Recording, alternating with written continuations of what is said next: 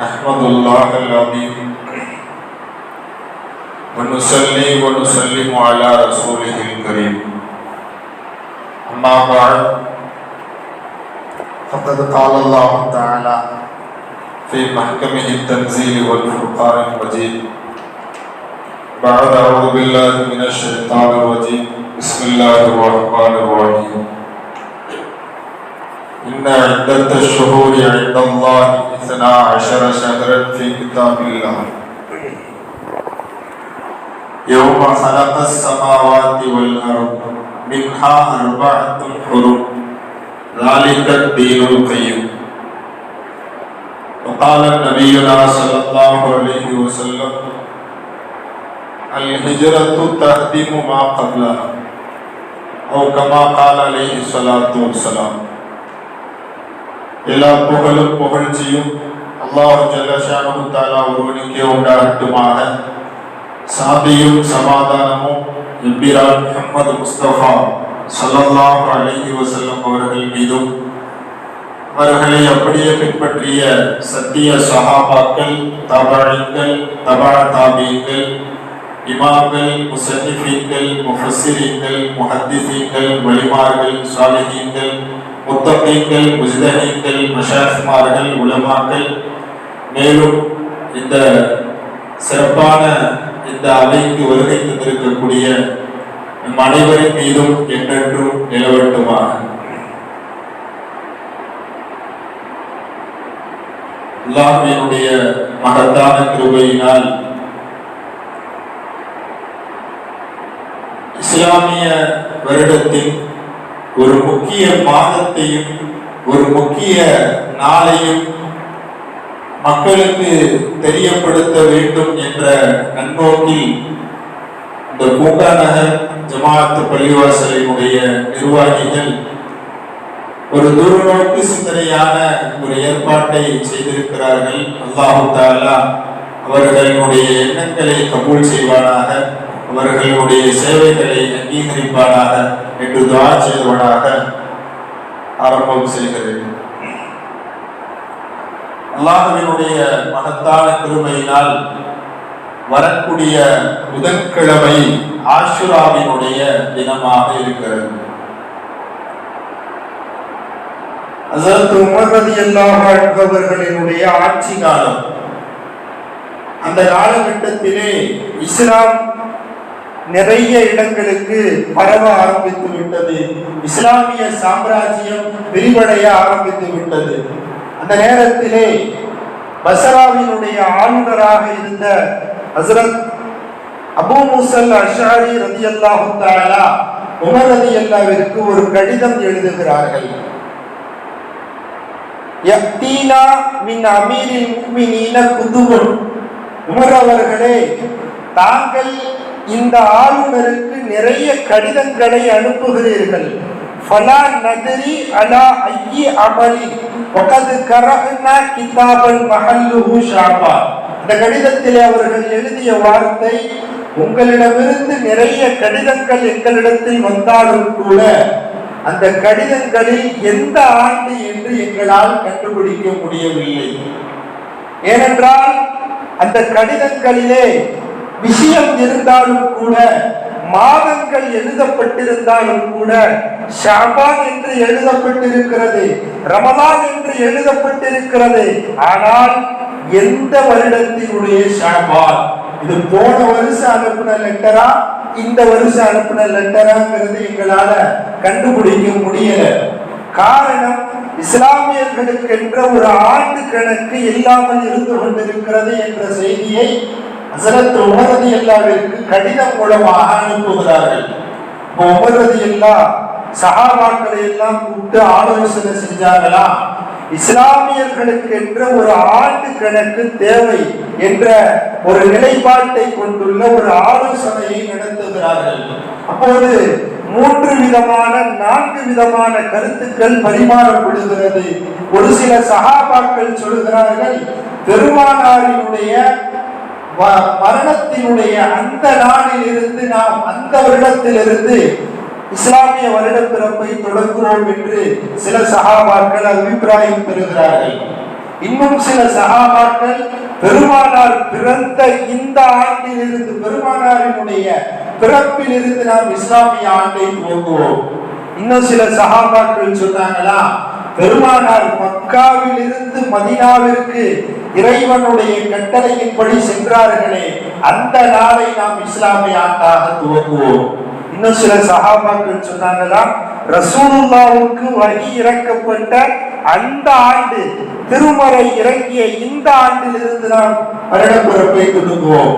4 விதமான கருத்துக்கள் சொல்லப்பட்டாலும் கூட தூரநோக்கு சிந்தனையோடு அவர்கள் தேர்ந்தெடுத்த விஷயம் என்ன தெரியுமா? இஸ்லாமியர்களினுடைய ஆண்டு கணக்கு என்பது தியாகத்தை வெளிப்படுத்தும் விதமாக இருக்க வேண்டும் என்ற நன்னோக்கிலே அவர்கள் தொடங்குகிறார்கள்.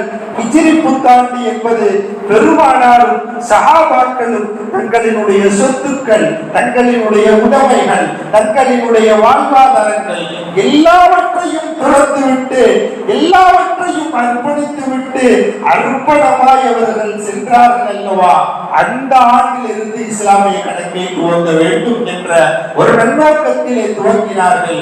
யூதர்களை போல, கிறிஸ்துவர்களை போல அவர்கள் செய்த அந்த நிலைப்பாட்டை நாம் கொள்ள வேண்டாம். ஒரு நபியினுடைய பிறந்த தினத்தை அவர்கள் விழாக்கோலமாக ஆக்கியிருக்கிறார்கள்.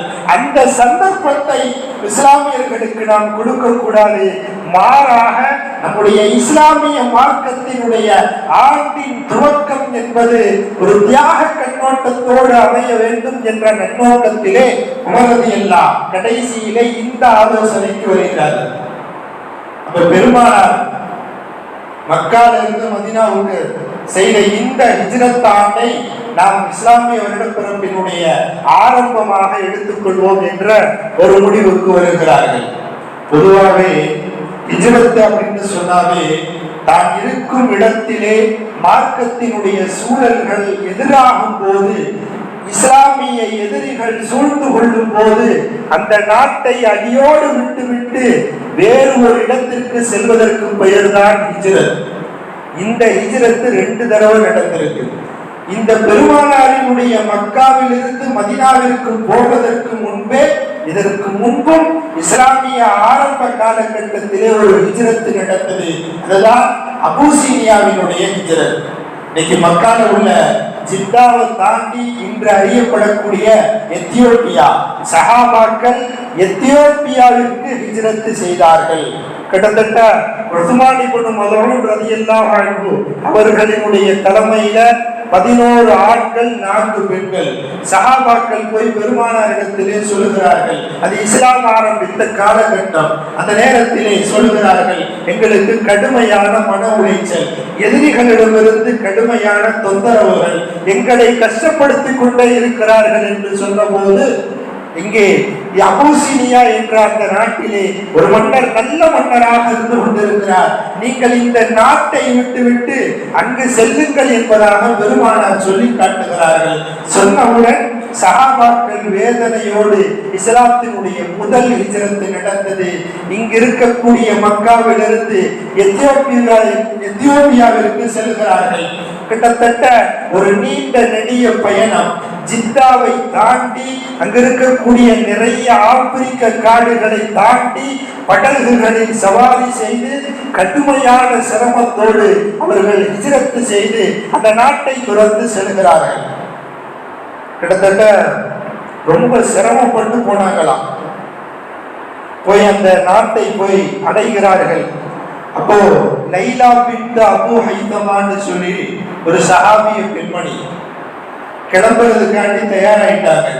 இப்ப நம்ம இந்த இடத்துல வீடு கட்டி, சொந்த வீடு கட்டி, சொந்த இடத்தை வச்சு சொத்து பத்தோட தோட்டத்தோட இருந்துகிட்டு இருக்கிறோம். எல்லாத்தையும் விட்டுட்டு போட்ட ட்ரெஸ்ஸை போட்டுக்கிட்டு இங்க இருந்து போகணும்னு சொன்னா எவ்வளவு பெரிய மன உளைச்சல் உண்டாகும். சஹாபாக்களுக்கும் அந்த நிலைதான் இருந்தது. லைலா பின்த் அபூ ஹைதமா ரலியல்லாஹு தஆலா புறப்படுவதற்காக சென்று கொண்டிருக்கிறார்கள். அப்போ உமர் ரலியல்லாஹு நின்றுகிட்டு இருந்தாங்களா பக்கத்துல. எங்க கிளம்புறீங்கன்னு சொல்லி உமர் ரலியல்லாஹு அந்த அம்மாட்ட கேட்கிறாங்க. அப்போது உமர் ரலியல்லாஹு இஸ்லாத்துக்கு வரல. அப்ப அந்த அம்மா கடுமையான மன உளைச்சலிலே இருக்கிறார்கள். அவர்களால் தாங்கிக் கொள்ள முடியவில்லை. கண்ணீர் கொட்டுகிறது, கண்ணீர் வந்து கொண்டே இருக்கிறது.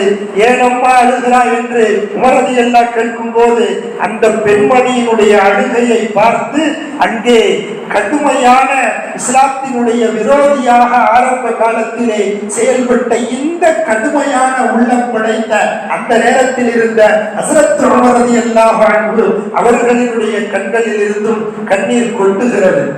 என்னன்னு கேட்டப்ப, நாங்கள் இந்த இஸ்லாத்திலே இருந்து கொண்டிருக்கிறோம், எங்களுக்கு கடுமையான துன்பம் தருகிறீர்கள், நாங்கள் எங்கள் இஸ்லாத்தை யார் ஏற்றுக்கொள்கிறார்களோ அந்த நாட்டை பார்த்து செல்கிறோம் என்று கண்ணீர் விட்டு கதறிவிட்டு சென்று விட்டார்களாம். சென்று போய் தன் கணவரிடத்திலே சொல்கிறார்கள் அந்த பெண்மணி, லக்கத் ரஅய்து மின் உமர அஜ்பன். உன்னுடைய கணவர் சொன்னாங்களா, இன்னைக்கு நான் கிளம்பும் போது உமர் ரலியல்லாஹு இருந்து ஒரு ஆச்சரியமான விஷயத்தை பார்த்தேன். என்ன பார்த்தேன்னு கேட்கிறார் கணவர். நான் இது போல ஹிஜ்ரத் செய்வதாக சொன்ன போது என்னால் மனம் தாங்க முடியவில்லை, கண்ணீர் விட்டு அழுது விட்டேன். அதை பார்த்த உமரும் கண்ணீர் வடித்தார் என்று சொன்ன போது அந்த கணவர் சொன்னாரா, ஹத்தாபினுடைய கழுத இஸ்லாத்துக்கு வந்துச்சுன்னு சொன்னாலும் ஏத்துக்கோ, உமர் வந்தார்னு சொன்னா ஏத்துக்க மாட்டேன். ஹத்தாபினுடைய மகன் வந்தார் என்று சொன்னால் ஏற்றுக்கொள்ள மாட்டேன் என்று சொன்னார்களாம். ஆரம்ப காலகட்டத்திலே கடுமையான எதிர்ப்பை காட்டியவர் ஹஸரத் உமர் ரலியல்லாஹு. நிறைய தியாகங்கள். ஹஸரத் ஹாரிஸ் இப்னு ஹாலித் ரலியல்லாஹு ஜித்தாவை நோக்கி பயணமாக்கி சென்று விட்டார்கள். எத்தியோப்பியாவிற்கு சென்று கொண்டிருக்கிறார்கள். செல்லக்கூடிய வழியிலே அவர்களுக்கு 4 பிள்ளைகள், ஒரு மனைவி ரைகமாவோடு சென்று கொண்டிருக்கிறார்கள். கடுமையான தாகம் அடிக்கிறது. மனைவி பிள்ளைகள்லாம் சொன்னாங்களா, என்னங்க கடுமையான தாகமா இருக்குது, தண்ணி குடிக்க வேணும்னு சொன்னப்ப, நான் எங்கே தண்ணி இருக்கிறது என்று பார்த்து வருகிறேன், நீங்கள் இங்கேயே இருக்கிற என்று சொல்லிவிட்டு சென்று விட்டார்களா.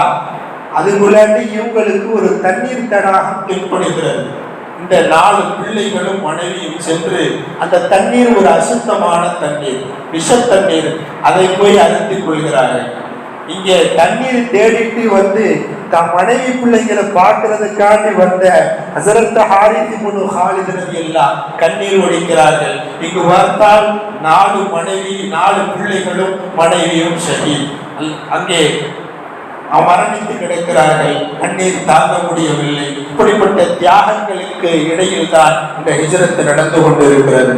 ஒரு சஹாபி என்ன செஞ்சாரு, ரொம்ப சந்தோஷத்துல, நம்ம இந்த மக்கால இருந்தோம், நம்மளை இஸ்லாமிய மார்க்கத்தை சரியாக ஃபாலோ பண்ண விடல, நம்ம இப்ப நேரா அபூசினியாவுக்கு போறோம் என்ற ஒரு கனவோடு ரொம்ப ஆனந்தத்தோடு படகில ஏறி கொண்டு சென்று கொண்டு இருக்கிறார்கள். கடைசியில ஒரு பாம்பு ஒன்று, அது ஆப்பிரிக்க காடுகளை கடந்து செல்ல வேண்டும் அல்லவா, ஒரு பாம்பு வந்து தீண்டுகிறது. கனவோடு சென்றவர் அங்கே வஃபாத்தாகி போகிறார். இப்படி பல தியாகங்களுக்கு மத்தியில் தான் முதல் ஹிஜ்ரத் நடக்கிறது. அதே போல அங்கே போனதற்கு பிறகு அந்த இஸ்லாமிய மன்னரும் இஸ்லாத்தை ஏற்றுக்கொள்கிறார். அந்த மன்னர் நஜாசியும் இஸ்லாத்தை ஏற்றுக்கொள்கிறார். அதுக்கடுத்து நடந்த ஹிஜ்ரத் தான் மதீனாவை நோக்கிய ஹிஜ்ரத். இந்த ஹிஜ்ரத் மட்டும் செய்யலன்னு சொன்னா இஸ்லாமிய மார்க்கம் இவ்வளவு பெரிய வளர்ச்சியை கண்டிருக்காது. இஸ்லாமிய மார்க்கம் மக்காவிலே தோன்றினாலும் கூட அது மலர்ந்தது என்பது மதீனாவில் தான். இஸ்லாமிய மார்க்கம் மக்காவில் வேரூன்றி இருந்தாலும் கூட அது காயாகவும் கனியாகவும் மாறியது அந்த மதீனத்து புனிதத்தில் தான். இஸ்லாமிய மார்க்கத்தை வேறெடுக்க வேண்டும் என்று அவர்கள் சூழ்ச்சி செய்தாலும் கூட இஸ்லாமிய மார்க்கம் மிக பிரம்மாண்டமாய் உருவெடுத்தது என்பது அந்த மதீனா மாநகரில் தான். கிட்டத்தட்ட ஹிஜ்ரி 7ஆம் ஆண்டு பெருமானார் மதீனாவிற்கு சென்றதற்கு பிறகு இஸ்லாமிய சாம்ராஜ்யம் 100 மைல்கள் அளவிற்கு விரிவடைகிறது. ஹிஜ்ரி 8ஆம் ஆண்டு மக்காவை சுற்றியுள்ள பகுதிகள் எல்லாம் இஸ்லாமிய மார்க்கம் பரவி கொண்டே இருக்கிறது. ஹிஜ்ரி 9 அன்று தபூக் யுத்தத்தினுடைய அந்த பகுதிகள் எல்லாம் வெற்றி கொள்ளப்பட்டு கிட்டத்தட்ட மதீனாவில் இருந்து 700 கிலோமீட்டர் வரைக்கும் இஸ்லாமிய சாம்ராஜ்யம் விரிவடைகிறது. ஹிஜ்ரி 10ல கிட்டத்தட்ட 1000 கிலோமீட்டர்கள் வரைக்கும் மதீனாவை சுற்றி இஸ்லாமிய சாம்ராஜ்யம் விரிவடைகிறது. ஹிஜ்ரி 6ல நபியோடு உம்ராவிற்கு சென்றவர்கள் 1400 பேர். ஹிஜ்ரி 8ல மக்கா வெற்றியின் போது பெருமானாரோடு உம்ராவிற்கு சென்றவர்கள் 12000 பேர். பெருமானாரினுடைய கடைசி ஹஜ், தன் வாழ்நாளினுடைய கடைசி ஆண்டு ஹஜ்ஜுக்காக வேண்டி செல்கிறார்கள்.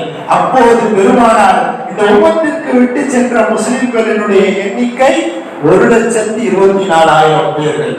இப்படி இஸ்லாமிய சாம்ராஜ்யம் மிகப்பெரிய வளர்ச்சியை கண்டதற்கு ஒரு முக்கிய காரணியாக அமைந்தது என்பது ஹிஜ்ரத் என்பதாக அமைந்தது. கிட்டத்தட்ட தற்போது 200 கோடிக்கும் அப்பால் இஸ்லாமிய எண்ணிக்கை வளர்ந்திருக்கிறது என்று சொன்னால் அது பெருமானாரும் சஹாபாக்களும் அன்று செய்த அந்த தியாகத்தினுடான அந்த ஹிஜ்ரத் தான் காரணமாக இருந்தது.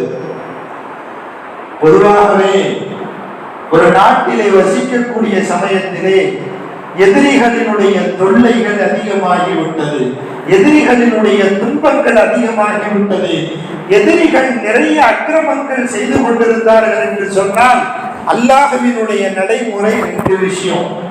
ஒன்னு, அல்லாஹ் என்ன செய்வான், அந்த கூட்டத்தை அழிச்சிருவான். 2வது, அல்லாஹ் என்ன செய்வான், நீங்க அங்க இருக்க வேணாம், வேற நாட்டை நோக்கி போகணும்னு சொல்றதுதான் அல்லாஹ்வினுடைய நடைமுறையாக இருந்தது. ஒன்று, எதிரிகளை அழிப்பது. 2, அங்கே இருக்கக்கூடிய எதிரிகளை விட்டுவிட்டு நாடு செல்வது. நபிமார்கள் நிறைய செய்திருக்கிறார்கள். ஹஜ்ரத் மூசா அலைஹிஸ்ஸலாத்து வஸலாம் ஹிஜ்ரத் செய்து போனார்கள் என்ற வரலாறுகளை நாம் குர்ஆனின் மூலம் பார்க்க முடிகிறது. ஹஜ்ரத் இப்ராஹிம் அலைஹிஸ்ஸலாம் அவர்களினுடைய குடும்பத்தார்கள் ஒரு நாட்டை விட்டுவிட்டு இன்னொரு நாட்டிற்கு ஹிஜ்ரத் செய்தார்கள் என்ற வரலாறுகளை நாம் குர்ஆனின் மூலம் பார்க்க முடிகிறது. நாம் சூரா கஹ்ஃபை ஓதிக்கொண்டிருக்கிறோம். அங்கிருக்கக்கூடிய வாலிபர்கள் அந்த நாட்டினுடைய மன்னரினுடைய நிலையை கண்டு அந்த அல்லாஹ்வை அஞ்சுவதற்காக வேண்டி அவர்கள் சென்றார்கள் என்ற வரலாறுகளை நாம் பார்க்க முடிகிறது. அப்போ நபிமார்கள் ஹிஜ்ரத் செஞ்சிருக்கிறார். காரணம், அவங்க இஸ்லாத்தை ஏத்துக்கலன்னு சொல்லிட்டு அந்த நாட்டை விட்டு சென்றிருக்கிறார்கள். 2வது, நபிமார்களினுடைய துஆவினால் அல்லாஹ் அழிக்கவும் செய்திருக்கிறார். ஹஜ்ரத் நூஹ் அலைஹிஸ்ஸலாம் தங்களுடைய கூட்டத்தாரிடத்திலே சொல்லி சொல்லி பார்க்கிறார்கள். சொல்லும் போதெல்லாம் காதுகளிலே விரல்களை வைத்து அடைத்துக் கொள்வார்களாம், துணிகளை வைத்து முகங்களை மூடிக்கொள்வார்களாம். கடுமையான மன உளைச்சலுக்கு பிறகு அந்த கூட்டத்தார்கள் அழிக்கப்பட்ட வரலாறுகளை அல்லாஹ் குர்ஆனிலே சொல்லி காட்டுகிறார். ஹஜ்ரத் ஹூத் அலைஹிஸ்ஸலாம், ஹஜ்ரத் சமூத், ஹஜ்ரத் சாலிஹ் அலைஹிஸ்ஸலாம், ஹஜ்ரத் லூத் அலைஹிஸ்ஸலாம், இது போன்ற கூட்டத்தார்களினுடைய சமூகம் அழிக்கப்பட்ட வரலாறு அல்லாஹ் தஆலா சொல்வதுண்டு. அப்ப எதிரிகளினுடைய அச்சுறுத்தல் அதிகமாகும் போது அல்லாஹ் அவர்களை அழிக்கிறான் என்பதாக சொல்லப்படுகிறது, அல்லது அல்லாஹ் நாடு கிடத்துகிறான் என்பதாக பார்க்கப்படுகிறது. பெருமானார் சொன்னார்கள், என்னை விட அல்லாஹ்வை பயப்படுறது வேற யாரும் கிடையாது. எல்லா நபிமார்களையும் விட, உலகத்தினுடைய எல்லா மனிதர்களையும் விட நான் கடுமையான துன்பத்திற்கு ஆளாக்கப்பட்டிருக்கிறேன்.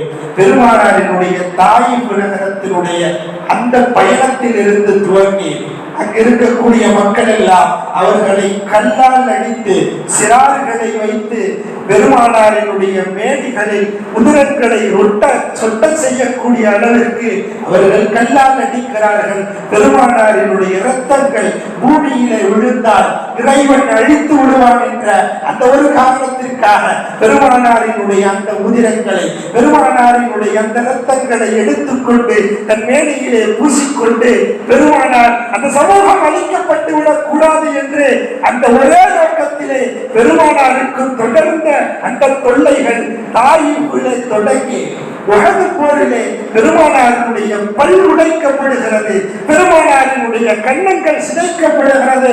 அதிலிருந்து தொடங்கி பெருமானார் தொடரக்கூடிய வேளையிலே ஒட்டகத்தினுடைய கடுமையாக வாழை அடிக்கக்கூடிய அசுத்தமான அந்த குடல்களை பெருமானாரினுடைய வேலையில் தூக்கி போட்டு பெருமானாரை மூச்சை அடைக்க செய்ததிலிருந்து பெருமானாரை அங்கிருக்கக்கூடிய மக்கள் அவர் கவிஞர், அவர் பைத்தியக்காரர் என்ற நவதுவில்லா இது போன்ற வார்த்தைகளை புனைந்து ஏராளமான துன்பங்களை பெருமானார் அனுபவிக்கிறார்கள். இருந்தாலும் கூட தன் சமூகத்திற்கு எதிராக அவர்கள் மதுவா செய்யவில்லை. ஹதீஸ்ல வருது, பெருமானார் ஸல்லல்லாஹு அலைஹி வஸல்லம் சஅல்துல்லாஹ ரப்பி அய்யுஹ்லிகனா பிமா அல்லா யுஹ்லிகனா பிமா அஹ்லக பிஹில் உம்மு கப்லனா. எனக்கு முன்னாடி உள்ள சமுதாயங்கள் அழிக்கப்பட்டதை போல ரப்பே என் சமூகத்தை நீ அழிச்சிடாத அப்படின்னு சொல்லி பெருமானார் துஆ செய்தார்களாம்.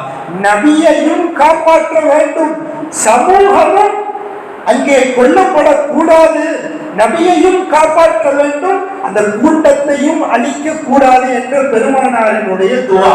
இங்க நபியும் கொல்லப்படக்கூடாது, அந்த கூட்டத்தையும் அழிக்க கூடாது. இப்ப இதுக்கு என்ன வழி? அல்லாஹ் தஆலா ஹிஜ்ரத் என்ற ஒரு ஏற்பாட்டை செய்தார். ஹிஜ்ரத் என்ற ஏற்பாட்டை செய்தார். மக்காவிலிருந்து பெருமானார் மதீனாவிற்கு செல்கிறார்கள். அந்த நேரத்துல அபூபக்கர் ரலியல்லாஹு பெருமானாருக்கு சொன்னாங்களா,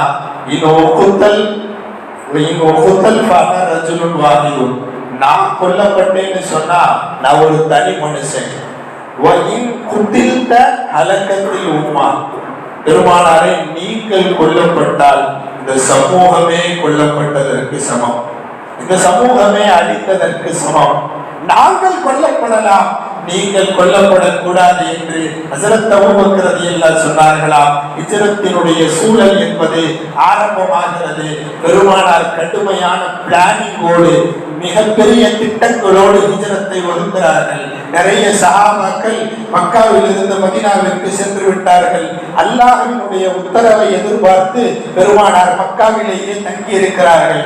அபூபக்கர் ரலியல்லாஹு போய் சொன்னாங்களா, இந்த மாதிரி நம்ம மக்கால இருந்து மதீனாவுக்கு போனோம், நிறைய சஹாபாக்கள் போயிட்டாங்க, நீங்க போயிட வேண்டாம், உங்களோட ஒருத்தர் வருவாருன்னு சொல்லி சொன்னாங்க.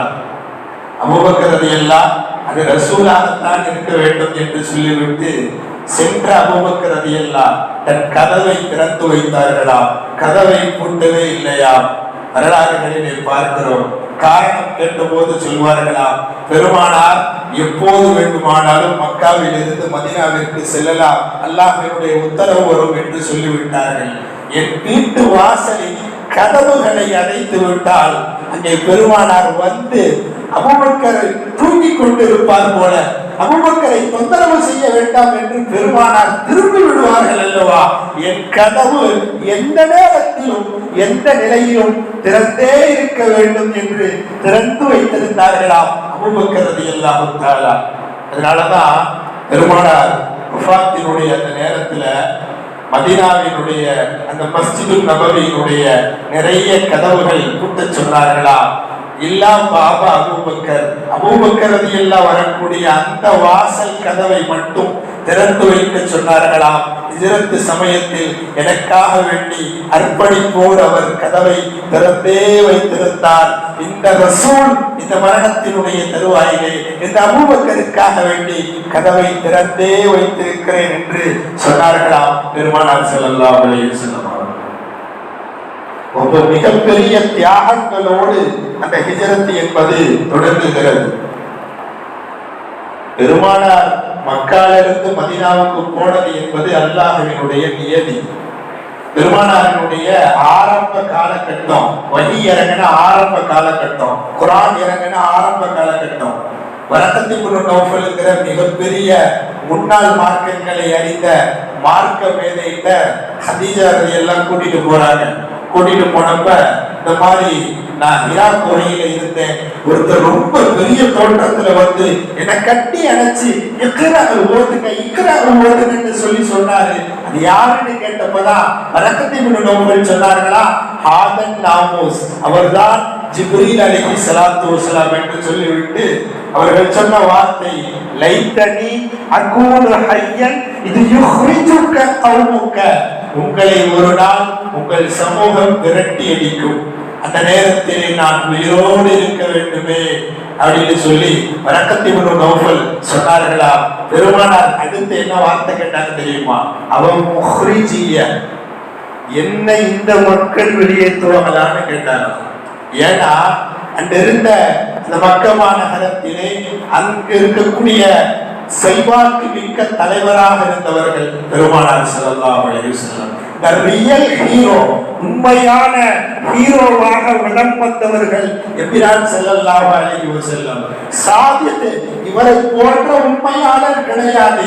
அபி இவர் மிகப்பெரிய நம்பிக்கைக்கு உரியவர் என்ற பட்டங்களை சுமந்தவர்கள் எபிரான் ஸல்லல்லாஹு அலைஹி வஸல்லம். the real ஹீரோவாக வாழ்ந்தவர்கள் எபிரான். அதனால் கேட்டார்களாம், அவர் முஹ்ரிஜிய, இந்த மக்கள் என்னை வெளியேற்றுவார்களா என்று கேட்டார்களாம். ஆமா, உங்களை தான் வெளியேற்றுவாங்கன்னு சொன்னாங்க. அதே போல நடந்தது. பெருமானார் அந்த மக்கமா நகரத்தை விட்டு செல்லக்கூடிய வழியிலே சொன்னார்களாம், இந்த மக்கமா நகரம் என்பது எனக்கு பிரியமான நகரம் அல்லவா, லவுலா அஹ்ரஜத்தில் இந்த மக்கள் என்னை விரட்டி அடிக்கிறார்கள், இந்த மக்கள் மாத்திரம் விரட்டி அடிக்காவிட்டால் நான் இந்த பூமியை விட்டும் செல்ல மாட்டேன் என்று கண்ணீர் ஒழிக்கிறார்கள். பெருமானார் பிறந்த இடமல்லவா, பெருமானார் தவழ்ந்த இடமல்லவா, அன்னை ஆமினாவையும் ஹஸ்ரத் அப்துல்லாவையும் அவர்களுடைய தாய் தந்தையர் மூலமாக பிறந்த அந்த ஊர் அல்லவா, தாய் தந்தையரினுடைய ஊர் அல்லவா, மூதாதையர்களினுடைய ஊர் அல்லவா, எத்தனையோ நபிமார்கள் பிறந்த இடம் அல்லவா, நபிமார்கள் தவாஃப் செய்த இடம் அல்லவா, கஅபத்துல்லா என்னும் புனித ஆலயம் உள்ள இடம் அல்லவா, உலகத்தினுடைய எல்லா நபிமார்களும் தவாஃப் செய்த அந்த கஅபாவை கண்டு களித்த இடம் அல்லவா. இப்படிப்பட்ட சிறப்புகளை உள்ளடக்கிய இந்த மக்கமா நகரத்தை விட்டு பெருமானார் செல்வதற்கு எப்படித்தான் மனசு வரும்? கவலையோடும் கண்ணீரோடும் பெருமானார் அந்த மக்கமா நகரத்தை விட்டு புறப்பட்டு செல்கிறார்கள். இது சஹாபாக்களினுடைய தியாகம் என்பது அளப்பரிய தியாகம். காரணம் என்ன தெரியுமா? அந்த காலகட்டத்தினுடைய தொழில்களின் நகரங்களாக முக்கிய நகரமாக திகழ்ந்து கொண்டிருந்தது, தொழிற்சாலைகளினுடைய கேந்திரமாக திகழ்ந்து கொண்டிருந்தது என்பது அந்த மக்கமா நகரம் என்பது. கிட்டத்தட்ட உலகத்தினுடைய எல்லா கனிவர்க்கங்களும் கிடைக்கக்கூடிய ஒரு அற்புதமான நகரமாக இருந்தது அந்த மக்கமா நகரம். இப்படிப்பட்ட நகரங்களை விட்டுவிட்டு பெருமானார் அங்கே மதீனா நகருக்கு சஹாபாக்களும் சென்றார்கள் என்ற வரலாறுகளை நாம் பார்க்கிறோம்.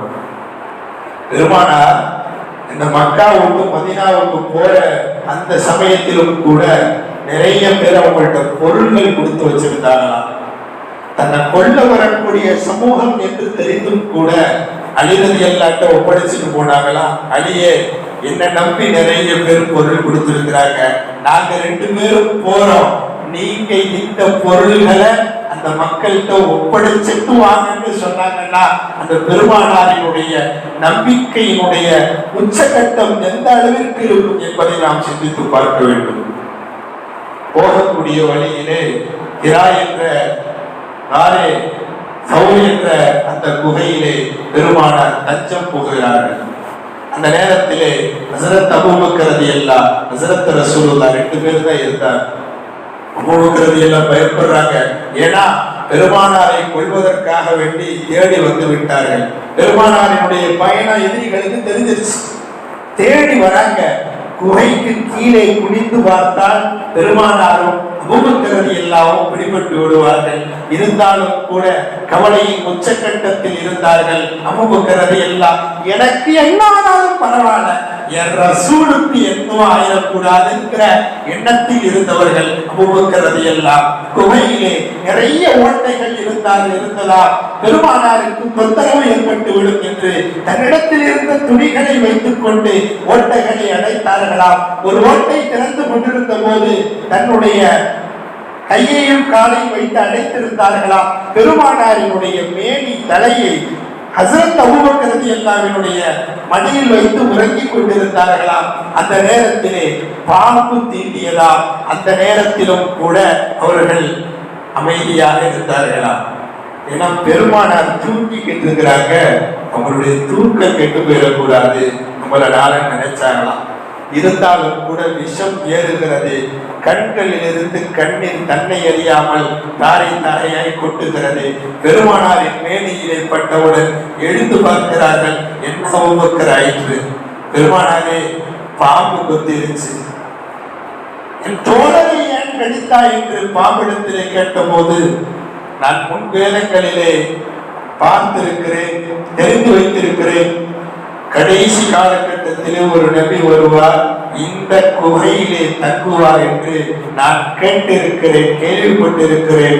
தங்களை சந்திப்பதற்காக வேண்டி நான் அந்த தரிசனம் கிடைக்கும் என்பதற்காக வேண்டி இந்த இடத்துல ரொம்ப காலமா இருந்துகிட்டே இருந்தேன். இந்த அபூபக்கர் அதையும் அடைத்து வைத்திருந்தால் தங்கள் முகத்தை காண ஆவலின் பேரில் நான் அடைத்துக் கொண்டேன் என்று பாம்பு பேசியலாம். அப்போ அபூபக்கர் ரலியல்லாஹு ரசூலுல்லாஹ் உமிழ்நீரை எடுத்து தொட்டு வச்சாங்களாம். அந்த விஷம் மாறியது என்ற வரலாற்று தெளிவுகளும் கிதாபுகளிலே பதிவு செய்யப்பட்டிருக்கிறது. இங்க இருந்து போன ரசூலுல்லாஹ் மதீனால 3 விஷயம் செஞ்சாங்க. ஒண்ணு பெருமானார் செஞ்ச வேலை, பள்ளிவாசல் கட்டினார். பெருமானார் முதல்ல பள்ளிவாசலை கட்டினார். 2வது பெருமானார் இங்க இருந்து சஹாபாக்கள் எல்லாம் புதுசா போயிருக்கிறாங்க, அவங்களுக்கு நிறைய தேவைகள் இருக்கும். அந்த ஊர்வாசிகளுக்கும் இங்கிருந்து சென்ற முஹாஜிர்களுக்கும் மத்தியில பெருமானார் இணக்கத்தை ஏற்படுத்தி வைத்தார்கள், சகோதரத்துவத்தை ஏற்படுத்தி வைத்தார்கள். 3வது வேலை, அங்க 2 கோத்திரத்தார் இருந்தாங்களாம், அவுஸ் ஹஸ்ரஜ் சொல்லி. எப்ப பார்த்தாலும் சண்டை. இவங்க ஏரியாக்குள்ள அவங்க என்டர் ஆகக்கூடாது, அவங்க ஏரியால இவங்க என்டர் ஆகக்கூடாது. இவங்க ஏரியால இருந்து யாராவது அங்க போயிட்டா கடுமையான சண்டையா, அந்த ஏரியால இருந்து யாராவது இங்க வந்துட்டா கடுமையான சண்டையா. இதை தீர்த்து வைத்தார்கள் பெருமானார் ஸல்லல்லாஹு அலைஹி வஸல்லம். அப்ப இந்த பெருமானாரினுடைய இந்த ஹிஜ்ரத் என்பது எப்படி இருந்தது என்றால், தீனுக்காக வேண்டி எதையும் இழக்கலாம், ஆனால் எதற்காக வேண்டியும் இந்த தீனை இழக்கக்கூடாது என்ற ஒரு உண்மையான ஒரு உறுதியான நம்பிக்கை அந்த சஹாபாக்களினுடைய உள்ளங்களிலே ஊடுருவி இருந்ததை நாம் பார்க்க முடிகிறது. அப்போ பெருமானார் அந்த ஹிஜ்ரத் செய்த அந்த வருடத்தை தான் இஸ்லாமிய வருட பிறப்பின் ஆரம்பமாக ஆக்கியிருந்தார்கள். இஸ்லாமியர்களினுடைய வருட பிறப்பு என்பது தியாக கண்ணோட்டத்தை வெளிப்படுத்தக்கூடியதாக இருக்கும். நீங்கள் பொதுவாகவே ஆய்வு செய்து பாருங்கள். இஸ்லாமிய வருடத்தின் கடைசி மாதம் துல்ஹஜ், முதல் மாதம் முஹர்ரம். இந்த துல்ஹஜ் என்பதும் தியாகத்தை வெளிப்படுத்தக்கூடியதாக இருக்கும். இப்ராஹிம் அலைஹிஸ்ஸலாம் செஞ்ச தியாகம், இஸ்மாயில் அலைஹிஸ்ஸலாம் செஞ்ச தியாகம், ஹாஜரா அம்மையார் செஞ்ச தியாகம், அந்த குடும்பமே செஞ்ச தியாகம் நினைவு கூறப்பட்டு கொண்டே இருக்கும். இது கடைசி மாதம். இஸ்லாமிய வருடத்தினுடைய ஆரம்ப மாதத்தை பாருங்க, முஹர்ரம். அந்த முஹர்ரமும் இந்த தீன் இவ்வளவு பெரிய வளர்ச்சி அடைவதற்கு காரணமாக இருந்த இந்த ஹிஜ்ரத்துங்கிற அந்த தியாகத்தை நினைவூட்டக்கூடியதாக இருக்கும். இப்ப இஸ்லாமிய வருட பிறப்பினுடைய ஆரம்பமும் தியாகம், கடைசியும் தியாகம் என்பதாக இருக்கிறது. அப்போ அப்படிப்பட்ட மாதம் தான் முஹர்ரமினுடைய மாதம். அசல்ல ஹிஜ்ரத் நடந்ததுங்கிறது ரபியுல் அவ்வல்ல தான் நடந்துச்சு. ஆனா சஹாபாக்கள் சிலர் சொன்னாங்களா, முஹர்ரத்துல இருந்து ஆண்டினுடைய ஆரம்பத்தை வச்சுக்கலாம். ஏன்னா அரபியர்களினுடைய அந்த காலகட்டத்தில இருந்தே பழக்கம் அப்படிதான் இருக்கு. ஏன்னா கடைசி மாசம் ஹஜ்ஜு, எல்லாம் ஹஜ்ஜ முடிச்சுட்டு வந்தோட முதல் மாசமா இருக்கட்டும், அதனால முஹர்ரம ஆண்டினுடைய முதல் மாசமா ஆக்கிக்கலான்னு சொன்னாங்களா. அந்த அடிப்படையில் தான் இன்று வரைக்கும் முஹர்ரம் முதல் மாசம். கிட்டத்தட்ட 1446வது ஹிஜ்ரியை நாம் அடைந்திருக்கிறோம். இந்த மாதம் என்பது ஒரு முக்கியமான மாதம். இறைவன் சொல்லுகிறான், ஷஹருல்லா, இறைவனுடைய மாதம் என்பதாக சொல்லப்படுகிறது. இது அல்லாஹ்வினுடைய மாதம் என்பதாக சொல்லப்படுகிறது. இந்த மாதத்துல முஹர்ரம் 10ல நிறைய நிகழ்வுகள் நடந்திருக்கு, நிறைய அற்புதங்கள் நடந்திருக்குது. இந்த முஹர்ரம் 10வது நாளிலே ஆஷுரா என்பதாக சொல்லப்படுது. ஆஷுரா அப்படின்னு சொன்னா 10ன்னு அர்த்தம், 10வது நாள்னு அர்த்தம். இந்த முஹர்ரம் மாதம் வரக்கூடிய புதன்கிழமை ஆஷுராவுடைய தினமாக இருக்கிறது. என்ன ஆஷுராவுடைய தினம், இதுல என்ன சிறப்பு என்று பார்க்கும் போது, ஹஜ்ரத் ஆதம் அலைஹிஸ்ஸலாத்து வஸ்ஸலாம் அவர்கள் சொர்க்கத்தில் இருந்து வெளியேற்றப்படுகிறார்கள். அல்லாஹ்விடத்திலே ஆதம் அலைஹிஸ்ஸலாம் ஹவ்வா அலைஹிஸ்ஸலாம் எவ்வளவோ துஆ செஞ்சு பார்த்தாங்க. யா அல்லாஹ், எங்கள் பாவங்களை மன்னித்துக் கொள் ரப்பே, நாங்கள் தெரியாமல் செய்து விட்டோம் ரப்பே, கண்ணீர் விட்டு கரைந்தார்கள். அல்லாஹ் அவர்களினுடைய அந்த பாவ மன்னிப்பை ஏற்பதற்கு அல்லாஹ் நிர்ணயித்த நாள், அல்லாஹ்வால் ஒப்புக்கொள்ளப்பட்ட நாள் இந்த ஆஷுராவுடைய தினம். இந்த முஹர்ரம் 10ஐ அல்லாஹ் தஆலா தேர்ந்தெடுத்துக் கொண்டான் என்பதாக பார்க்க முடிகிறது. மூசா அலைஹிஸ்ஸலாத்துக்கும் ஃபிரௌனுக்கும் மத்தியில கடுமையான சண்டை நடந்து கொண்டிருந்தது. ஃபிரௌன் சொன்னா, அன ரப்புக்குமுல் ஆலா, நான் தான் இறைவன் சொல்லிட்டு இருந்தவன் ஃபிரௌன். அப்போ ஃபிரௌன் சொன்னானா, மூசாவே, நான் நிறைய சூனியக்காரர்களை அழைப்பேன், நீங்களும் நிறைய அற்புதங்களை சூனியன் என்று வழங்கிக் கொண்டார், நீங்களும் உங்களை கொண்டு வாங்க, 2 பேருக்கும் போட்டி வைப்போம், போட்டியில யார் ஜெயிக்கிறாங்கன்னு பார்ப்போம்னு சொல்லிட்டு ஃபிரௌன் சொன்னானா. அதே போல மூசா அலைஹிஸ்ஸலாம் சொன்னாங்களா, மௌஇதுக்கும் யௌம ஸீனா, கரெக்டா அது ஒரு பண்டிகை நாளில் தான் வைக்க வேண்டும் என்று சொன்னார்களாம். போட்டிக்கு நான் ரெடி, அதை ஒரு பண்டிகை நாளிலே வைத்துக் கொள்ளலாம். அந்த பண்டிகை நாள் வேற ஒண்ணு இல்ல, தப்சீரை இப்னு கதீர் இருக்கிற கிதாபுல எழுதுறாங்க, அதுதான் ஆஷுராவுடைய நாள். ஹஜ்ரத் இப்னு அப்பாஸ் ரலியல்லாஹு சொல்றாங்க, அந்த பண்டிகை நாள் என்பது ஆஷுராவுடைய நாள். அந்த நாளிலே ஹஜ்ரத் மூசா அலைஹிஸ்ஸலாம் அவர்களுக்கும் அந்த சூனியக்காரர்களுக்கும் மத்தியில ஒரு போட்டி நடக்குது. ஆயிரக்கணக்கான சூனியக்காரர்கள் வந்திருக்கிறார்கள். தங்களினுடைய கரங்களில் உள்ள அந்த கயிறுகளை கீழே போடுகிறார்கள். அது பாம்பா மாறிச்ச, வளைஞ்சிச்சான். மூசா அலைஹிஸ்ஸலாம் தான் தடியை கீழே போட்டார், கைத்தடி வச்சிருந்தார், கீழே போட்டார். இது மிகப்பெரிய மழை பாம்பாக உருவாகியது. இருக்கக்கூடிய எல்லா பாம்புகளையும் விழுங்கியதா அங்கிருந்த சூனியக்காரர்கள் எல்லாம் ஆமன்னா பிரப்பி மூசா, மூசாவினுடைய ரப்பை கொண்டு நாங்கள் ஈமான் கொண்டு விட்டோம் என்று சொன்னார்களாம். இந்த நடந்த நிகழ்வு என்பது ஆஷுராவினுடைய நாள் என்பதாக கிதாபுகளிலே எழுதப்படுகிறது. ஹஜ்ரத் நூஹ் அலைஹிஸ்ஸலாம் அவர்களுடைய கூட்டத்தார்கள் வெள்ளத்தால் எல்லாம் அழிக்க வைத்தார். வானத்திலிருந்து மழை பொழிந்தது, பூமியிலிருந்து தண்ணீர் பொங்கியது. அல்லாஹ் கப்பலை செய்ய சொன்னான். கப்பலிலே ஈமான்தாரிகள் ஏறி சென்றார்கள். கிட்டத்தட்ட கப்பல் 6 மாசத்துக்கு மேல சுத்திக்கிட்டே இருந்துச்சு. கடைசியில அல்லாஹ் அவர்களுக்கு ஈடேற்றம் அளித்தது என்பது அந்த கப்பலில் இருந்த அந்த முஃமின்களை மலையில் ஒதுங்க செய்து காப்பாற்றிய நாள் இந்த ஆஷுராவுடைய தினமாக இருந்து கொண்டிருக்கிறது. யூனுஸ் அலைஹிஸ்ஸலாத்தினுடைய அந்த கூட்டம் எவ்வளவோ இஸ்லாத்தை சொன்னாங்க, ஏத்துக்கல. அந்த நேரத்துல ஹஜ்ரத் யூனுஸ் அலைஹிஸ்ஸலாத்து வஸ்ஸலாம் அவர்கள் கோபமா போயிட்டாங்களா, நீங்க அல்லாஹ்வை ஏத்துக்கல, உங்களுக்கு வேதனை வரும்னு சொல்லிட்டு போயிட்டாங்க. சொன்னதை போலவே வேதனை வந்தது. அந்த நேரத்துல மக்கள்லாம் நபி சொன்னது உண்மைதான்னு சொல்லி எல்லாரும் இஸ்லாத்தை ஏற்றுக்கொண்டார்கள், அல்லாஹ்வை விசுவசித்தார்கள். அல்லாஹ் தஆலா அவர்களுக்கு அனுப்புன அந்த வேதனையை திருப்பிக் கொண்டானாம். இது நடந்த நாள் என்பது ஆஷுராவினுடைய தினமாக இருந்து கொண்டிருக்கிறது. ரப்பே எங்களுக்கு வேதனையை கொடுத்து விடாது என்று அல்லாஹ்விடத்தில் இறையஞ்சினார்களாம். இறங்க வேண்டிய வேதனை இறங்காமல் போனதாம். அல்லாஹ் இந்த நிகழ்வை நடத்தியது என்பது ஆஷுராவினுடைய தினம், இந்த முஹர்ரம் 10.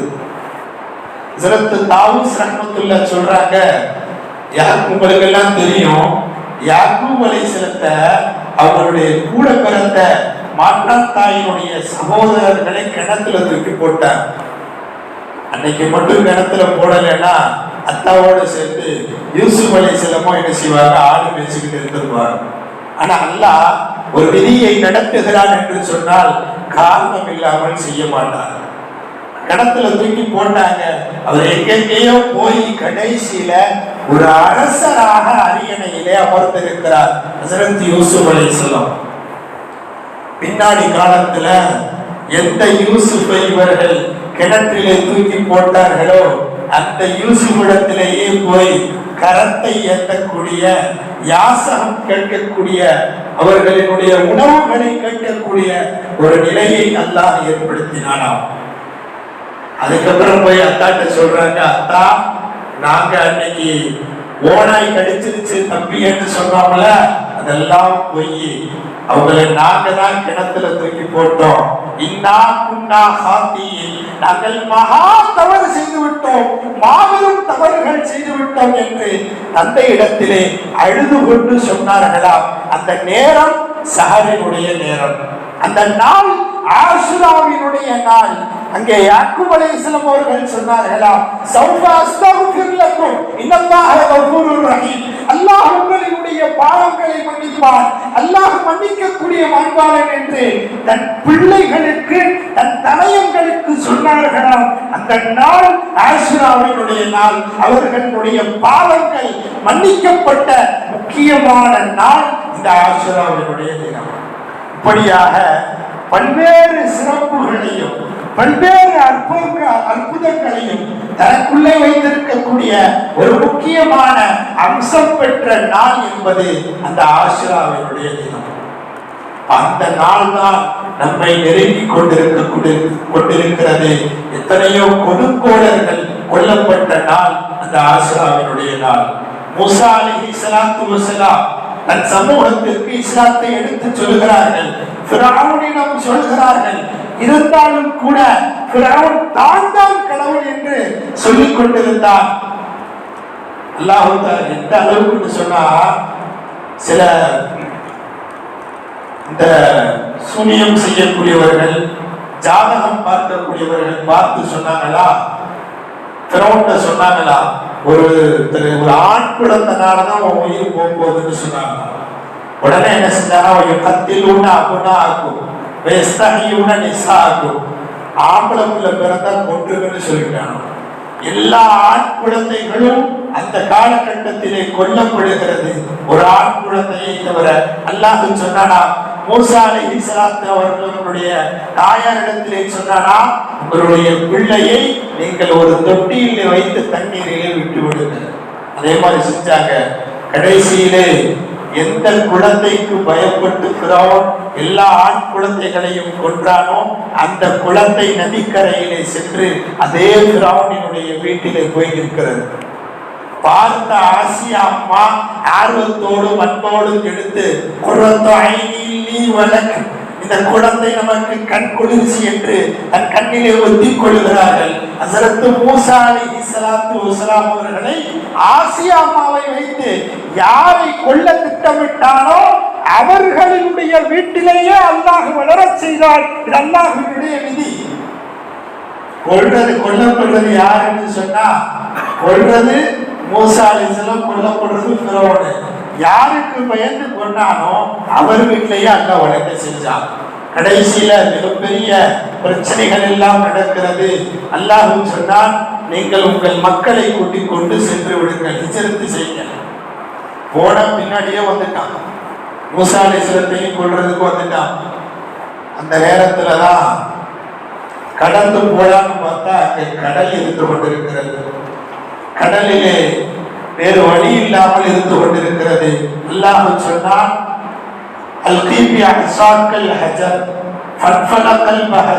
உங்களுடைய அந்த கைத்தடியை கொண்டு கடலை அடியுங்கள், கடல் பிளக்கும் என்று அல்லாஹ் சொன்னார். கடல் பிளந்தது. மக்கள் எல்லாம் சென்று கொண்டிருக்கிறார்கள். ஃபிரௌனுடைய படையும் வந்து கொண்டிருக்கிறது. முஸ்லிம்கள் கடந்து விட்டார்கள். ஃபிரௌனுடைய படைகள் அங்கே சர்வாதிகாரம் கொல்லப்படுகிறது. இஸ்லாத்தினுடைய கொடுங்கோல் அரசர் கொல்லப்படுகிறார். இஸ்லாமிய சாம்ராஜ்யத்தை வீழ்த்த வேண்டும் என்று நினைத்த அந்த கொடுங்கோலை கொல்லப்பட்ட தினம் ஆஷுராவினுடைய தினம். நாங்கள் கடுமையான மன உளைச்சலை சம்பாதித்துக் கொண்டிருக்கிறோம். கடுமையான துன்பத்திற்கு ஆளாகி கொண்டிருக்கிறோம். எதிரிகளால் எங்களுக்கு நிறைய துன்புறுத்தல்கள் வந்து கொண்டிருக்கிறது. எதிரிகள் எங்களுக்கு அச்சுறுத்தி கொண்டே இருக்கிறார்கள். நாங்கள் தீர்வில்லாமல் இருந்து கொண்டிருக்கிறோம். எங்களுக்கு நிறைய கேட்டவைகள் நடக்காமல் இருந்து கொண்டிருக்கிறது. இதோ நெருங்கி வந்து விட்டது ஆஷுராவினுடைய தினம். நீங்கள் அதை பயன்படுத்தி கொண்டால் அல்லாஹ் தஆலா எத்தனையோ சோதனைகளை சாதனையாக மாற்றிய ஒரு முக்கிய அம்சமான தினமாக அந்த ஆஷுராவினுடைய தினத்தை ஆக்கி இருக்கிறார். அந்த நாளை நாமும் கண்டிப்பாக பயன்படுத்திக் கொள்ள வேண்டும். இரண்டாவது விஷயம், இந்த ஆஷுராவுடைய தினத்துல நம்ம செய்ய வேண்டிய முக்கியமான அம்சம் என்னன்னு சொன்னா, தாராளமா செலவு செய்யணும். பெருமானார் சொன்னார்கள், மன் வஸ்ஸா அலா இயாலிஹி யௌம ஆஷுரா வஸ்ஸா அல்லாஹு அலைஹி சாகிர சரதி. இந்த ஆஷுராவினுடைய தினத்துல நீங்க நல்ல குடும்பத்துக்கு செலவு செஞ்சா அல்லாஹ் அந்த வருடம் முழுவதும் பரக்கத்து செய்கிறான், நல்ல நிறைய நிரப்பமா கொடுக்கிறான்னு சொல்லி ஹதீஸ்ல சொல்றாங்க. ஹஸரத் ஜாபிர் ரலியல்லாஹு சொல்றாங்க, ஜர்ரபுனாஹு ஃபவஜத்னாஹு ஸஹீஹா. பெருமானாரினுடைய இந்த ஹதீஸை நாங்க சோதனை செஞ்சு பார்த்தோம், நாங்க ஆய்வு செஞ்சு பார்த்தோம். உண்மைதான், எங்களுடைய வாழ்க்கையில அல்லாஹ் பரக்கத்து செஞ்சா. காரணம் ஆஷுரா அன்னைக்கு நாங்க செஞ்ச செலவு சொல்றாங்க. ஹஸரத் சுஃபியான் இப்னு உயைனா ரஹ்மத்துல்லாஹ் சொல்றாங்க, அது ஜர்ரப்னாஹு முந்து 50 சனா அவ 60 சனா ஃபமா ரஅய்னா இல்லா கைரா. நாங்கள் கிட்டத்தட்ட இந்த ஹதீஸை 50 வருடங்கள் 60 வருடங்கள் நாங்கள் ஆய்வு செய்து பார்த்து கொண்டே இருந்தோம். அனுபவத்தில் சொல்கிறோம், அல்லாஹ் பரக்கத்து செய்தார். நாங்கள் ஆஷுரா அன்னைக்கு செஞ்ச தாராளமான செலவுதான் சொல்றாங்க சுஃபியான் இப்னு உயைனா ரஹ்மத்துல்லாஹ். ஹஸரத் யஹ்யா இப்னு ஸஈத் ரலியல்லாஹு சொல்றாங்க, ஜர்ரப்னா தாலிக ஃபவஜத்னாஹு ஹக்கா. நாங்கள் கண்கூட நிதர்சனமான உண்மையாக பார்த்தோம், செய்தோம். ஹஸரத் ஹஸன் பஸரி ரஹ்மத்துல்லாஹி அலைஹி அவர்கள் சொல்கிறார்கள், 40 வருடங்களாக மிகப்பெரிய இறைநேசர் 40 வருடமா பெருமானாருடைய இந்த ஹதீஸ ஆஷுரா அன்னைக்கு செலவு செய்யக்கூடிய இந்த ஹதீஸை நான் செஞ்சேன், அல்லாஹ் எனக்கு மாபெரும் பரக்கத்துகளை அபிவிருத்திகளை தந்தான்னு சொல்றாங்கன்னு சொன்னா எந்த அளவிற்கு இந்த ஆஷுராவினுடைய தினம் இருக்கும் என்பதை சிந்தித்து பார்க்க வேண்டும். அப்போ இந்த ஆஷுரா அன்னைக்கு நம்ம நிறைய செலவு செஞ்சா அல்லாஹ் தஆலா நமக்கு பரக்கத்தை தருகிறார். அந்த வருடம் முழுவதும் அல்லாஹ் செலவினங்களிலே பரக்கத்து செய்கிறார். பரக்கத்துனா என்ன? நிறைய காசு வச்சிருக்கிறது பரக்கத்து இல்லை. நிறைய பேர்கிட்ட உங்களுக்கு எவ்வளவு சம்பளம்னு கேட்டா 60,000 60,000 எனக்கு சம்பளம். ஒருத்தர் கேட்ட ஐடி ஃபீல்டில் இருக்கிறாரு, உங்களுக்கு எவ்வளவு சம்பளம்னு கேட்டேன், ரொம்ப டைட்டா இருக்குன்னு சொன்னாரு. உங்களுக்கு எவ்வளவு சம்பளம்? 60,000 ரூபாய் சம்பளம். சரி, 60,000 ரூபான்னு சொன்னா மிஞ்சி போனா வாடகை வீட்டு செலவெல்லாம் போக 30 ரூபா வைங்க, 30 ரூபா உங்களுக்கு மிஞ்சுமே, நல்ல காசு தானேன்னு சொன்னேன். அப்ப அவர் சொன்னாரு, இல்ல 60,000 எனக்கு பத்த மாட்டேங்குது, எனக்கு இன்னும் இன்க்ரீஸ்மெண்ட் ஆகணும்னு நினைக்கிறேன், காசு ரொம்ப டைட்டா இருக்குன்னு சொன்னாங்க. அப்ப நான் சொன்னேன், பரக்கத்து இல்லை அப்படின்னு சொன்னேன். பரக்கத்துல என்ன தெரியுமா? ஒரு மிகப்பெரிய மகான்கிட்ட பரக்கத்துல என்னன்னு வந்து கேட்டாங்களாம். இப்போ அவங்க சொன்னாங்களா, உலகத்துல ஆடு அதிகமா நாய் அதிகமானு கேட்டாங்களாம். ஆடுதான் அதிகம். ஆடு எவ்வளவு குட்டி போடுது, நாய் எவ்வளவு குட்டி போடுதுன்னு கேட்டாங்களாம்.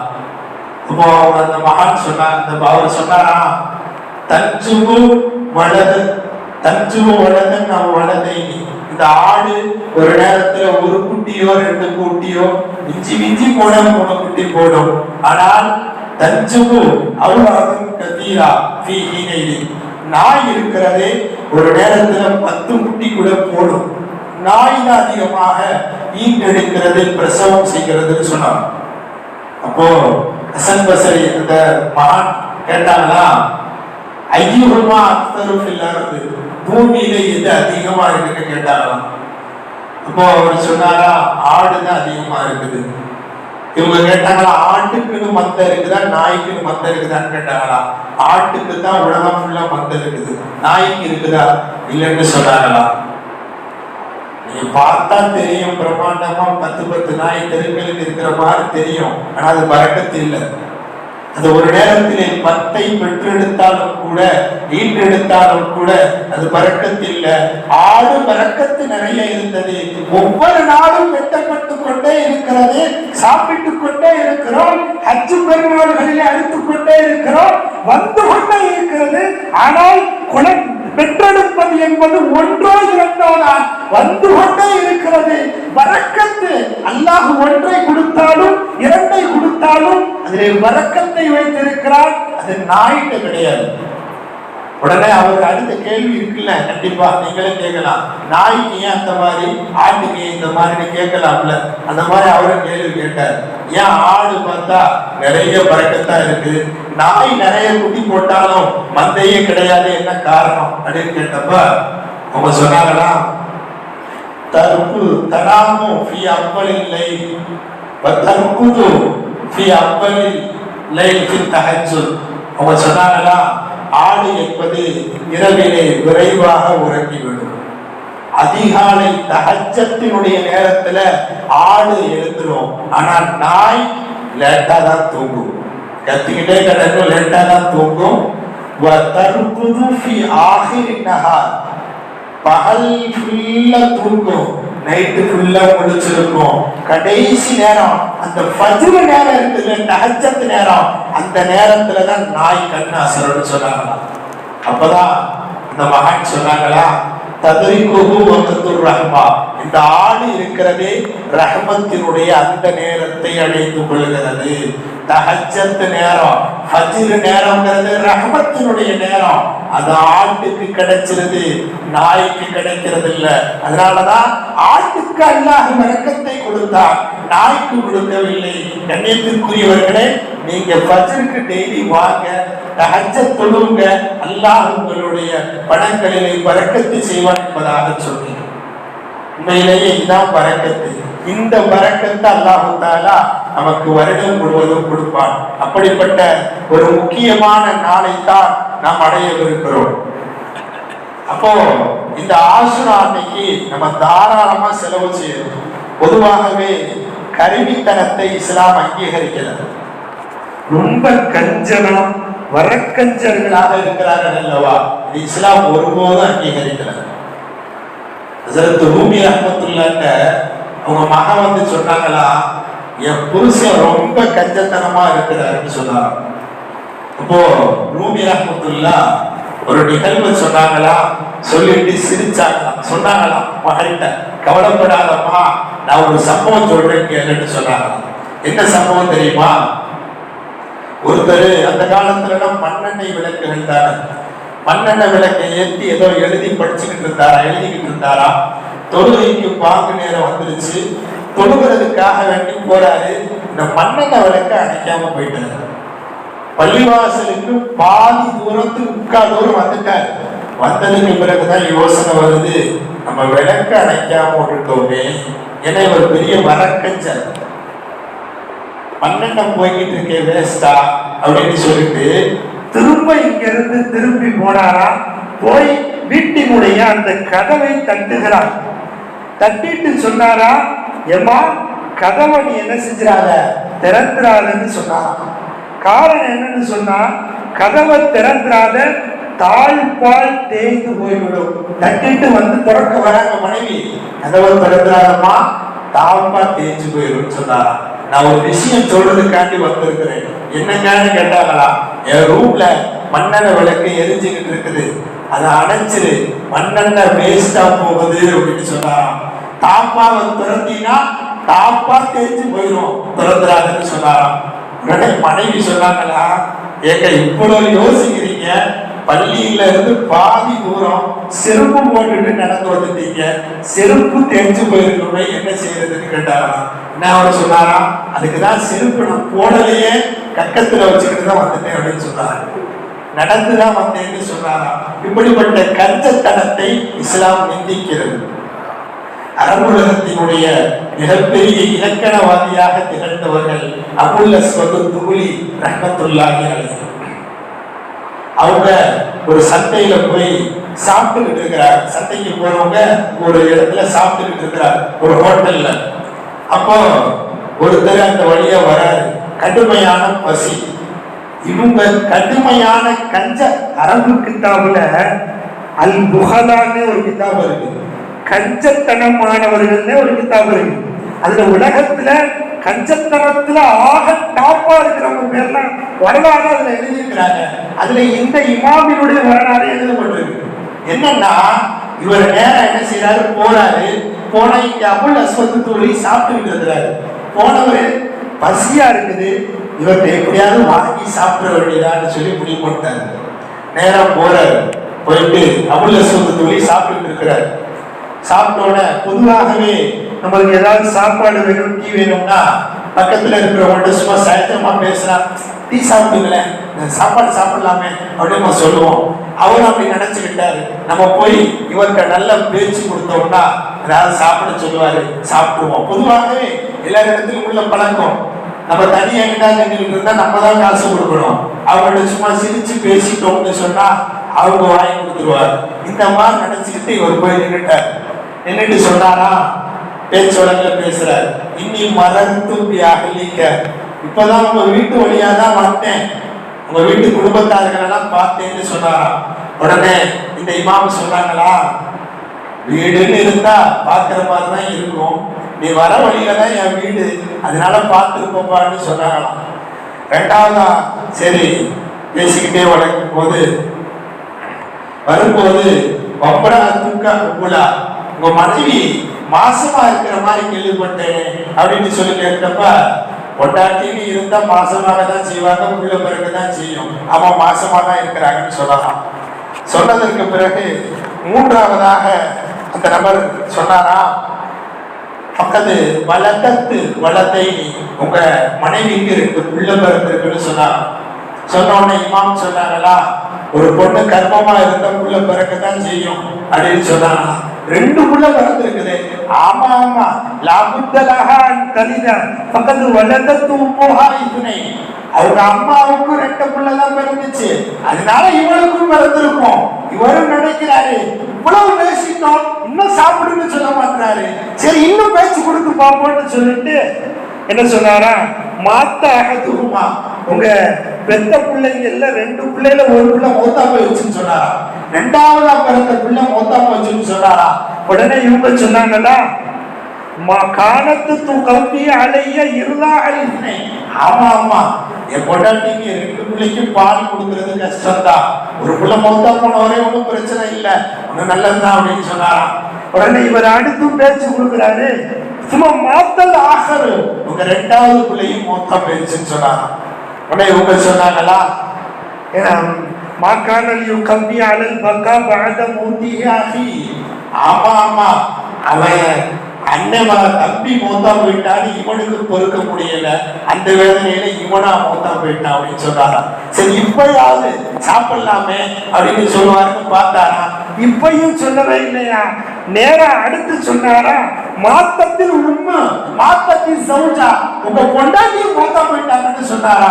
சொன்ன உடனே அவரு சொன்னாரா, மாத்தத்து ஹஸ்னன் அலா வலதிஹா, பிள்ளைங்க மௌத்தா போயிடுச்சு, இன்னும் முடியவில்லை, இப்படியாவது சாப்பாட்டை வாங்கிடணும்னு சொன்னாரா. மாத்திய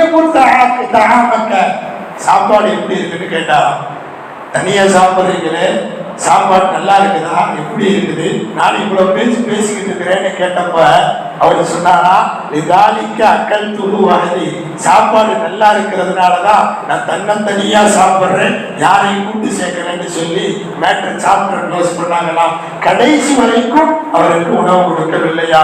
இப்படிப்பட்ட கஞ்சத்தனத்தையும் கருமித்தனத்தையும் இஸ்லாம் அடியோடு இருக்கிறது. அதற்கடுத்ததாக இஸ்லாம் சொல்லக்கூடிய ஒரு முக்கியமான விஷயம் நோன்பு. இந்த ஆஷுராவினுடைய தினத்துல கண்டிப்பாக நோன்பு வைக்க வேண்டும். பெருமானார் சொன்னார்கள், அஃதலு ஸியாமி பஅத ரமலான் ஷஹ்ருல்லாஹில் முஹர்ரம். ரமலான் நோன்புக்கு பின்னாடி அல்லாஹ்வுக்கு ரொம்ப பிடிச்சமான நோன்பு எது தெரியுமா? இந்த முஹர்ரம் மாசத்துல வைக்கிற நோன்பு.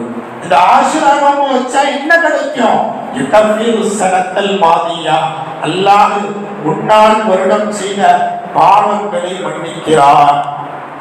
ஹஜ்ரத் இப்னு அப்பாஸ் ரலியல்லாஹு சொல்றாங்க, பெருமானார் மதீனாவுக்கு வந்த சமயத்துல, அப்பதான் மதீனா வந்தாங்க, வந்த சமயத்துல பார்த்தா யூதர்கள் நிறைய நோன்பு வச்சிருக்கிறாங்க. நீங்களாம் ஏப்பா நோன்பு வச்சிருக்கிறீங்க கேட்டப்ப சொன்னாங்களா, ஆமாமா, எங்க நபி மூசாவை ஃபிரௌன்ட்ட இருந்து அல்லாஹ் காப்பாத்தின நாடு இந்த முஹர்ரம் 10வது நாள், அதனால நோன்பு வச்சிருக்கிறோம்னு சொன்னாங்க. உடனே ரசூலுல்லாஹ் சொன்னாங்களா, நஹ்னு அஹக்கு ஃபீஹி வ அவுலா, நஹ்னு அஹக்கு வ அவுலா பி மூசா மின்கும், உங்களை விட நாங்க தான் தகுதியானவங்க. மூசா நபி அல்லாஹ் வணங்க சொன்னாரு, நாங்க வணங்கிட்டு இருக்கிறோம். மூசா நபி ஷரியத்தை ஃபாலோ பண்ண சொன்னாரு, நாங்க ஃபாலோ பண்ணிட்டு இருக்கிறோம். நீங்க வாயில சொல்லிட்டு நோன்பு வச்சா நீங்க பெரிய ஆளா, நாங்க தான் அதுக்கு தகுதியானவங்கன்னு சொல்லி பெருமானார் சஹாபாக்களிடத்திலே சொன்னார்களா, சஹாபாக்களே நீங்களும் இந்த ஆஷுராவினுடைய தினத்துல நோன்பு வைங்கன்னு சொன்னாங்களாம். சரின்னு சஹாபாக்கள் வச்சுட்டாங்க. அதுக்கப்புறம் சில சஹாபாக்கள் வந்து கேட்கிறாங்க, ஆஷுரா நோன்பு வைக்க சொல்றீங்க, ஆனா யூதர்களுக்கும் நசராக்களுக்கும் மாத்தமா நடக்கணும்னு சொல்றீங்க, அவங்களும் முஹர்ரம் 10 நோன்பு வச்சு நம்மளும் 10 நோன்பு வச்சா ஒரே கனெக்டிவா இருக்குமே, ஒரே மாதிரி இருக்குது, யூதர்களை ஃபாலோ பண்ற மாதிரி இருக்குதுன்னு சொல்லி சஹாபாக்கள்கிட்ட கேட்ட போதுதான் பெருமானார் சொன்னார்களா, சூமு யௌம ஆஷுரா வ காலிஃபு ஃபீஹில் யௌமு சூமு கப்லஹு அவ் பஅதஹு யௌமன். ஆஷுரால நோன்பு வைங்க, அது நல்லது. நபிமார்கள் வைத்திருக்கிறார்கள், ஈடேற்றம் அடைந்திருக்கிறார்கள், அதுல எந்த சந்தேகமும் இல்லை. ஆனா ஒரு நாள் முன்னாடி ஒரு நோன்பை சேர்த்துக்கோங்க, இல்லைன்னா ஒரு நாள் பின்னாடி ஒரு நோன்பை சேர்த்துக்கோங்க. ஆஷுரா நோன்பு புதன்கிழமைன்னு சொன்னா செவ்வா புதன் ஒரு நோன்பு 2 நோன்பு வச்சிருங்க, இல்ல முதல் வியாழனா நோன்பு வச்சிருங்க அப்படின்னு சொல்லி சஹாபாக்கள்கிட்ட பெருமானார் சொல்லி விட்டு சொன்னார்களா, லயின் வகைத்து இலா ஆபிலி லஅஸுமன்ன தாஸிஅ. அது வரைக்கும் பெருமானார் ஆஷுரா அன்னைக்கு மட்டும் நோன்பு வச்சுட்டு இருந்தாங்க. சொல்லிட்டு சொன்னாங்களா, அடுத்த வருஷம் நான் ஹயாத்தா இருந்தா, இன்ஷா அல்லாஹ் உயிரோடு இருந்தா 9-10 நான் நோன்பு வைப்பேன்னு சொன்னாங்களாம். அடுத்த வருஷம் பெருமானார் வஃபாத்தாகி விட்டார்களாம். தஸூமுல் அன்பியா, நபிமார்கள் எல்லாம் நோன்பு வைத்தார்கள். ஃபஸூமு அன்தும், நீங்களும் நோன்பு வையுங்கள் என்று பெருமானார் சொல்லிக் கொடுத்தார்கள். ஆகவே இந்த ஆஷுராவினுடைய தினத்தை நாம் கண்டிப்பாக பயன்படுத்தி கொள்ள வேண்டும். அதுக்கடுத்து இந்த ஆஷுரால நடக்கக்கூடிய மிகப்பெரிய அனாச்சாரம் என்ன தெரியுமா? இன்னைக்கு நிறைய இடங்கள்ல நடக்குது. இந்த ஆஷுராவினுடைய தினத்துல கவுச்சி எடுக்கிறதே இல்லை. பொதுவாகவே முஹர்ரம் மாசம் வந்துட்டா 10 நாளைக்கு கவுச்சி எடுக்க கூடாது. மீன் சமைக்க கூடாது, கறி சமைக்க கூடாது, எதுவுமே சமைக்க கூடாது. எல்லாம் வெஜ் ஐட்டமா தான் இருக்கும், நான்வெஜ் சமைக்க கூடாதுன்னு சொல்லி இஸ்லாமியர்கள் விளக்கி வச்சிருக்கிறாங்க. கிட்டத்தட்ட கிபி 681 இந்த முஹர்ரம் 10 அன்னைக்கு தான் பெருமானாருடைய பேர் ஹஜ்ரத் ஹுசைன் ரலியல்லாஹு கொல்லப்படுறார். ஹுசைன் ரலியல்லாஹு கொல்லப்பட்ட நாள் என்பது ஆஷுராவுடைய தினம். அந்த நாள்ல துக்கத்தை அனுசரிக்கணும், ஏன்னா ரசூலுல்லாஹ்வுடைய பேரர் அப்படின்னு சொல்லிட்டு தாம்பத்தியங்களுக்கு தடை விதிப்பது, கருப்பு ஆடைகளை உடுத்திக் கொள்வது, நெஞ்சங்களிலே பிளேடுகளை வைத்து கடலை போட்டு இரத்த கடலையை ஏற்படுத்துவது, தீச்சட்டி தூக்குவது, ஒரு பெரிய தீக்குழி மாதிரி ரெடி பண்ணி அதுல இறக்குறது, அதுல மிளகு போட்டுனா நம்மளுக்கு வாழ்க்கை வளமாயிருன்னு சொல்லிட்டு வீட்டுல இருந்து மிளகையும் உப்பையும் போய் அந்த தீக்குழியில கொட்டுறது, இது போன்ற அனாச்சாரங்களும் கூட தற்போதுள்ள காலகட்டத்திலும் கூட நடந்து கொண்டே இருக்கிறது. இதை தவிர்த்து கொள்ள வேண்டும். கிட்டத்தட்ட இந்த துக்கம் அனுசிக்கிறதுங்கிறத சேர்ந்தது எல்லாம் கொல்லப்பட்டது ஹிஜ்ரி 61. ஆனா இந்த நடைமுறை வந்தது என்பது ஹிஜ்ரி 352. பாருங்களேன், ஹிஜ்ரி 61 தான் கொல்லப்படுறாங்க. ஹிஜ்ரி 352 தான் இந்த அநாகரிகமான அனாச்சாரமான பழக்கங்கிறது நடைமுறைக்கு வருது. இன்னைக்கும் கூட தாய்மார்களை பார்க்கிறோம், வீட்டுல பருப்பு சோறாக்குறாங்க. ஆசுரானையும் சரி மரண கறி எடுக்காம பருப்பு சோறாக்கி உசைனாருக்கு கொடுக்குறோம். ஏமா கொடுக்குறீங்க? உசைனார் கொல்லப்பட்டாங்க, கறி எடுக்கக்கூடாது, பருப்பு சோறு தான் செய்யணும், கத்திரிக்காய் போட்டு கட்டா வைக்கணும்னு சொல்லிட்டு இன்னைக்கும் கூட நிறைய தாய்மார்கள் சரியத்தை தவறான முறையிலே விளக்கி செய்யக்கூடியவர்களாக இருக்கிறார்கள். அனைத்திற்குரியவர்களே, ஆசுராவுக்குன்னு சிறப்பு இருக்கு, ஹுசேன் ரதி எல்லாருக்கும் சிறப்பு இருக்குது. சிறப்பு என்ற பெயரிலே செய்யப்படக்கூடிய அனாச்சாரத்தை இஸ்லாம் ஒருபோதும் அங்கீகரிக்கவில்லை, இஸ்லாம் ஒருபோதும் ஆதரிக்கவில்லை. இது போன்ற அனாச்சாரங்களை கண்டிப்பாக தவிர்த்து கொள்ள வேண்டும்.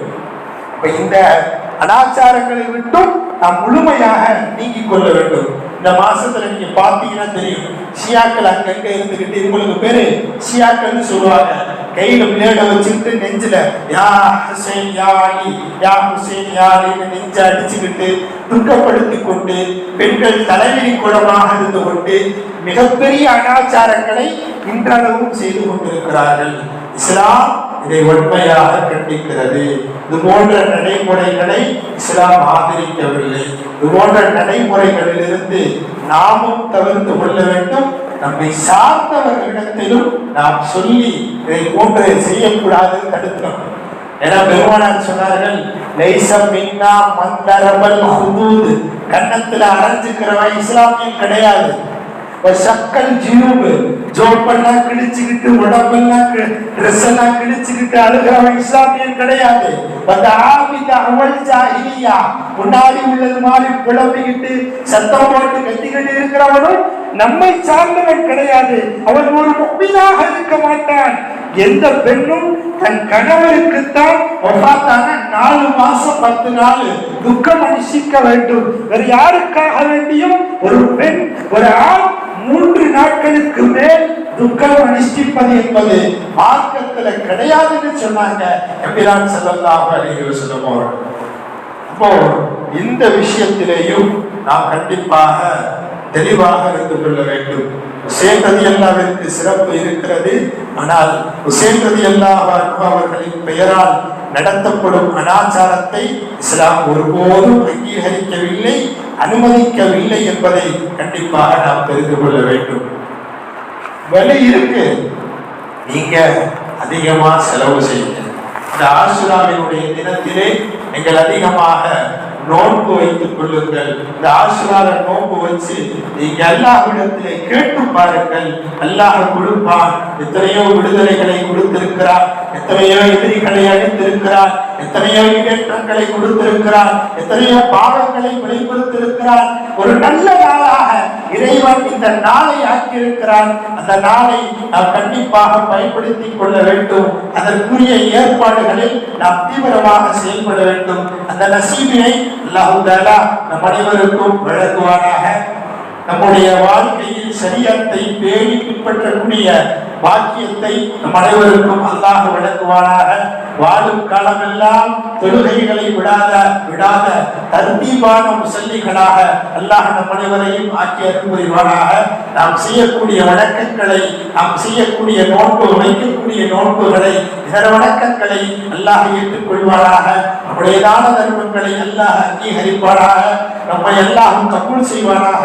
நம் அனைவரையும் அல்லாஹ் சொர்க்கத்தினுடைய சொந்தக்காரர்களாக அல்லாஹ் ஆக்கி தருவாராக. சொர்க்கத்தில் பிரவேசிக்கக்கூடிய வாய்ப்பினை அல்லாஹ் நம் அனைவருக்கும் நசீபாக்குவாராக. நரகத்தை ஹராமாக்குவானாக என்று துஆ செய்தவனாக எனக்கு வாய்ப்பளித்த இந்த பூங்கா நகரினுடைய நிர்வாகம் பெருமக்கள் மற்றும் மஹல்லாவாசிகள் அனைவருக்கும் எனது மனமார்ந்த ஜஸாக்கல்லாஹு கைரன் கதீரா, அல்லாஹ் உங்களுக்கு நிறைவான கூலியை வழங்கட்டும் என்ற துஆ பிரார்த்தனையோடு எனது உரையை நிறைவு செய்கிறேன். வாஹிரு தஅவானா அல்ஹம்துலில்லாஹி ரப்பில் ஆலமீன். அஸ்ஸலாமு